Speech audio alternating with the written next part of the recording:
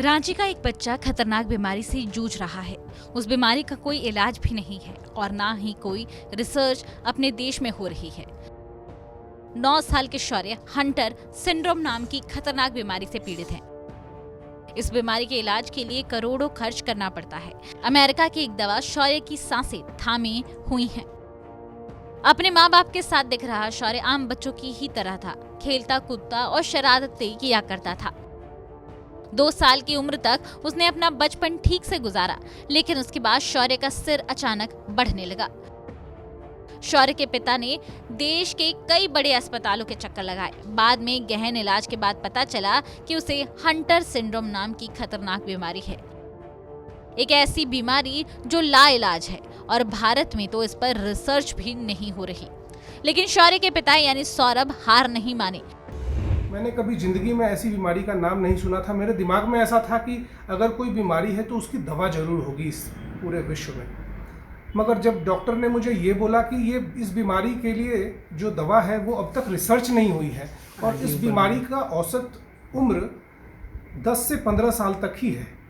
इस बीमारी में मरीज से केवल 10 से 15 साल के बीच तक ही जिंदा रह पाता है। तब हमारे होश उड़ गए थे। मैं बिल्कुल परेशान होकर वापस अब रांची अपने घर आया और सोचने लगा कि ये ऐसे कैसे हो गया।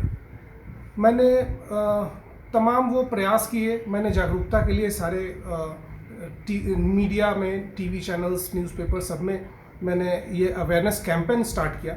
कुछ दिन के बाद ही मुझे पता लगा कि एक दवा रिसर्च हो गई है जो शायर फार्मास्यूटिकल, अमेरिका की एक कंपनी बना रही है। मगर उसका जो दवा का जो कॉस्ट है वो साल में करोड़ों रुपए लगते हैं। जब मैं ये सुना तो मैं दोबारा से बिल्कुल टूट गया कि ऐसी दवा जिसे हम अफोर्ड भी ना कर सके तो कोई कैसे अपने बच्चे का इलाज करा सके। अपने बेटे के इलाज में मदद के लिए राष्ट्रपति, प्रधानमंत्री, स्वास्थ्य मंत्री को चिट्ठी लिखी। बाद में आर्टिकल 21 जीवन जीने के अधिकार के तहत सुप्रीम कोर्ट में याचिका दायर की। काफी कानूनी लड़ाई लड़ने के बाद उन्हें हेल्थ डिपार्टमेंट से जानकारी मिली कि केंद्र सरकार आगामी 31 मार्च को रेयर डिजीज पॉलिसी को लॉन्च कर रही है। इतनी लड़ाइयाँ लड़ने के बाद और मैंने सबको इकट्ठा किया। मैंने एक फाउंडेशन बनाया, rare diseases India foundation, RDIF, और उस फाउंडेशन के तहत मैंने बहुत अवेयरनेस किया इस देश में और बड़े बड़े अस्पतालों में डॉक्टरों के साथ और मरीजों के साथ मिलकर। और अब जाकर एक पॉलिसी बनाई गई है जो 31 मार्च 2021 को आने जा रही है। ये पॉलिसी, मुझे उम्मीद है कि ये पॉलिसी से शायद उन सारे मरीजों को उनकी दवाई मिल पाएगी।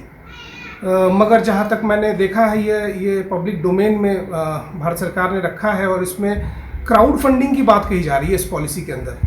मुझे लगता है कि क्राउड फंडिंग कभी भी किसी असाध्य रोग की बीमारी का परमानेंट सॉल्यूशन नहीं हो सकता। शौर्य को हर हफ्ते अस्पताल में भर्ती कराकर इन्फ्यूजन कराना पड़ता है, जिसे एंजाइम रिप्लेसमेंट थेरेपी कहा जाता है, जो काफी कष्टकारी होता है।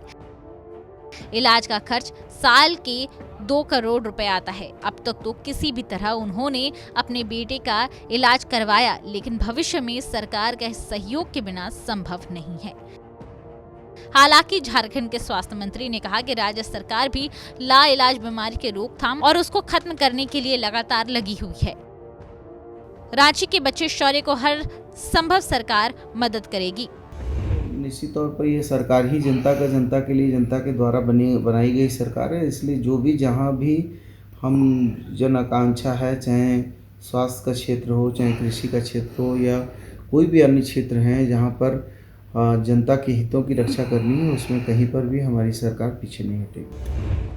कई बार कुछ बीमारियों का इलाज बहुत महंगा होता है और ये बीमारी करोड़ों लोगों में से किसी एक को होती है। अब देखना है कि केंद्र सरकार या नया रेयर डिजीज पॉलिसी कैसी होती है और वो कितनों की जिंदगी बचा पाती है। रांची से मृत्युंजय श्रीवास्तव की रिपोर्ट।